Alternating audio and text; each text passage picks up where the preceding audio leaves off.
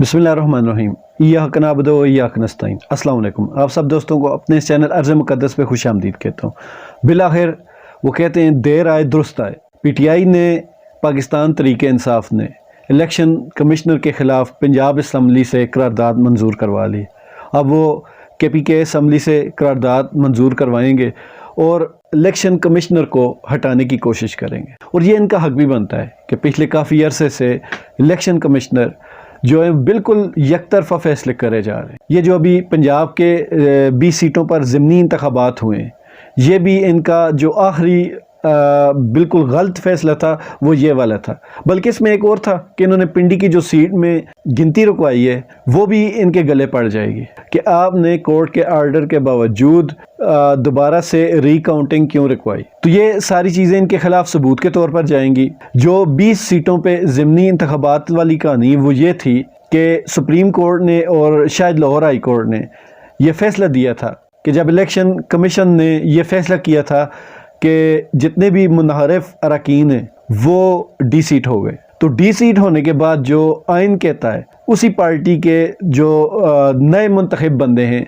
वही उनको सीटें वापस मिल जाएंगी बग़ैर इलेक्शन के। लेकिन इलेक्शन कमिश्नर ने यह फैसला किया कि इस पर वोटिंग होगी, मतलब कि दोबारा से ज़िमनी इंतखाबात होंगे। हालांकि ये 20 हलके थे और इन 20 हलकों पे कौम का कितना पैसा खर्च हुआ ये कोई नहीं बता सकता। और मेरी दरख्वास्त है, मेरे जो भी देखने वाले उनमें से किसी को भी पता हो कि ये जो ज़िमनी इंतखाबात हुए हैं 20 हलकों पे, इन पे कितना खर्चा हुआ दोनों पार्टियों की तरफ से, तो आप लोगों के यकीनन होश उड़ जाएंगे। ये मुल्क ऐसी अय्याशियों का मुतहम्मिल नहीं हो सकता, ये मुल्क ऐसी नाअहलियों का भी मुतहम्मिल नहीं हो सकता। एक अच्छा भला कानून है, कानून इजाज़त देता है कि जिस भी पार्टी के अरकान मुनहरफ हों तो वही पार्टी अपने दूसरे बंदे उन्हीं की जगह पे इलेक्ट करवा सकती है। लेकिन इलेक्शन कमिश्नर साहब ने ये तरद्दुद नहीं किया और सीधा सीधा इलेक्शन में चले गए। ये इनके ख़िलाफ़ एक केस बनने जा रहा है और ये अच्छा खासा मजबूत केस है।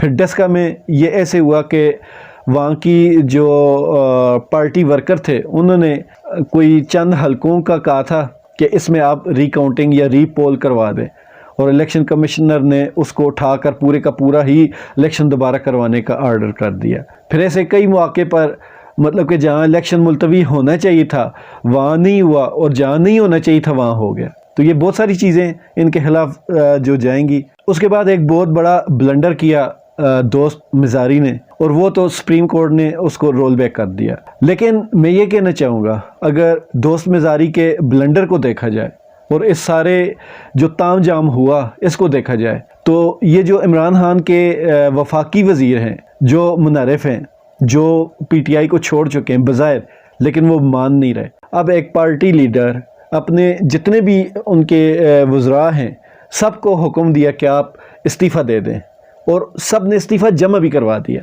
अब जिन जिन लोगों ने इस्तीफ़ा जमा करवाया वो पार्टी के मुत्तफ़िका फ़ैसले के ऊपर चल रहे हैं। अब जिन लोगों ने इस्तीफ़े नहीं जमा करवाए तो आप समझ लें उन्होंने पार्टी की बात नहीं मानी, तो एक तरह से वो मुनहरफ हुए।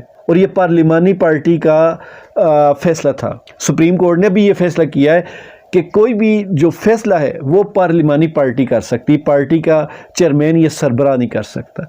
ये पार्लिमानी पार्टी का फ़ैसला था जब आपके 134 जो इस्तीफ़े हैं वो स्पीकर के पास जमा हुए हैं। तो ये बाकी जो 20, 22, 25 लोग हैं ये किस खुशी में वहाँ अपनी वजारतों के मज़े लूट रहे हैं। पिछले 4 महीनों में पूरी पार्टी इस्तीफ़े देकर घर बैठी हुई है, और ये चंद जो वज़राए कराम हैं और जिन्होंने इमरान खान साहब को छोड़ दिया और इमरान खान साहब के ख़िलाफ़ अच्छी खासी बयानबाजी करते हैं, जिनमें सरफ़हरिस्त एक नूर आलम और दूसरा राजा रियाज है। ट्विटर हैंडल पर इनके आप ट्वीट देखें आपको गुस्सा आ जाएगा कि इस दर्जा गंदी ज़ुबान से ये ट्वीट करते हैं, और ऊपर से PTI के टिकट पर ही ईवान में बैठे हुए हैं। तो इलेक्शन कमिश्नर को इनको भी डी सीट करना चाहिए था, इनको भी आप इलेक्शन में लेके जाते। हालांकि इलेक्शन गलत है, लेकिन जब आप पंजाब में इलेक्शन में लेके गए तो इनको भी इलेक्शन में लेके जाते। लेकिन इलेक्शन कमिश्नर यहाँ एक और गेम खेल रहा है कि जो इमरान खान साहब के 134 इस्तीफ़े गए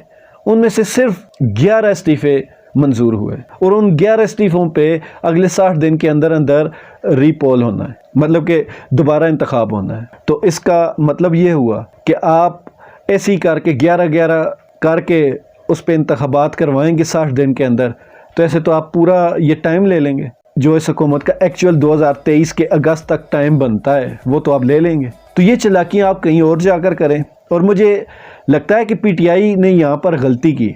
پی ٹی آئی کو چاہیے تو ان کا یہ مطالبہ ہونا چاہیے تھا کہ ہمارے جو وفاق میں وزیر ہیں ان کو بھی ڈی سیٹ کیا جائے۔ اب یہ مجھے اتنا زیادہ پتہ نہیں کہ اس کے پیچھے کون سی سائنس تھی، کون سی منطق تھی، لیکن سیدھا اگر ایک عام انسان کے نظر سے دیکھا جائے تو جب پنجاب کے لوگ عمران خان کی نہیں مانیں گے تو وہ ڈی سیٹ ہو جائیں گے۔ اور سب سے جو بری بات ہے اور قانون کی دچیاں اڑانے والی بات ہے وہ یہ ہے کہ راجہ ریاض اپوزیشن لیڈر بنا ہوا ہے۔ بھئی وہ کس خوشی میں بنا ہوا ہے؟ ایک تو وہ عمران خان، بلکہ عمران خان کو چھوڑیں، ایک تو وہ جس پارٹی سے الیکٹ ہو کر آیا، جس کے ٹکٹ سے آج بھی وہ ایوان میں بیٹھا ہوا ہے، اور اس پارٹی کی کوئی بات مان نہیں رہا۔ جب کوئی بھی وزیر اپنی پارٹی کی بات نہیں مانے گا، پارلیمانی لیڈر کی بات نہیں مانے گا اپنی پارٹی کے اندر سے، تو وہ تو منحرف ہو گیا، اور منحرف کی ایک ہی سزا ہے ڈی سیٹ ہونا۔ تو یہ کس خوشی میں بیٹھے ہوئے ہیں؟ اور پھر انہوں نے اپنے منہ سے کہا کہ ہمیں نون لیگ کا صرف ٹکٹ چاہیے، پیسے ہم نے نہیں لیے۔ تو جب یہ جس پارٹی کے ٹکٹ لے رہے ہیں اسی پارٹی کی اپوزیشن کیسے کریں گے؟ اب حسیس بات پہ آتی ہے کہ شہباز شریف اور یہ بیٹھ کر آپس میں بحث کر رہے ہوتے ہیں، اور ٹی وی پہ آ رہا ہوتا ہے کہ اپوزیشن لیڈر اور شہباز شریف میں بات چیت جاری ہے اور ان کے بیچ میں ڈیڈ لاک آیا ہوا ہے۔ اب جس بندے نے آپ کا ٹکٹ لینا ہے وہ آپ سے کس بات پہ مخالفت کرے گا؟ ایسا نہیں ہو سکتا۔ تو یہ بہت ساری چیزیں جو عام میرے جیسے عام انسان کی نظروں میں ہیں، لیکن ان پہ کوئی بڑے نہیں بول رہے تو اس کی وجہ سمجھ نہیں آتی۔ لیکن اب آپ نے الیکشن کمشنر کے خلاف اگر قانونی چارہ جوئی کرنے کا فیصلہ کر ہی لیا ہے تو مجھے پوری امید ہے کہ آپ ان سارے پوائنٹس کو اٹھائیں گے اور یہ ساری چیزیں سامنے رکھیں گے، اور جو ہمارے معزز جج صاحبان ہوں گے ان کو بھی اس چیز پہ نوٹس لینا چاہیے کہ یہ ملک ہے، یہ کوئی مذاق نہیں ہے۔ پچھلے 4 مہینے سے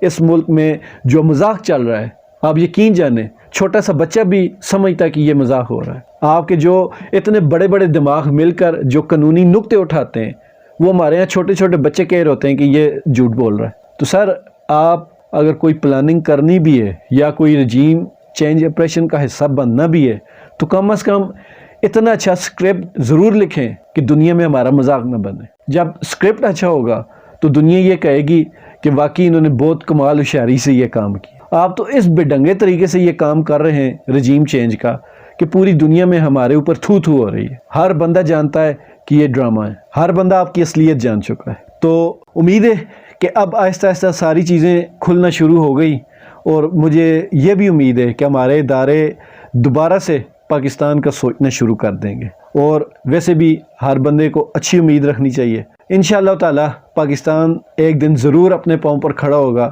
اور دوبارہ سے اپنی عزت کمائے گا۔ ملتے ہیں انشاءاللہ اگلی ویڈیو میں۔ مجھے اجازت دیجیے، اللہ حافظ۔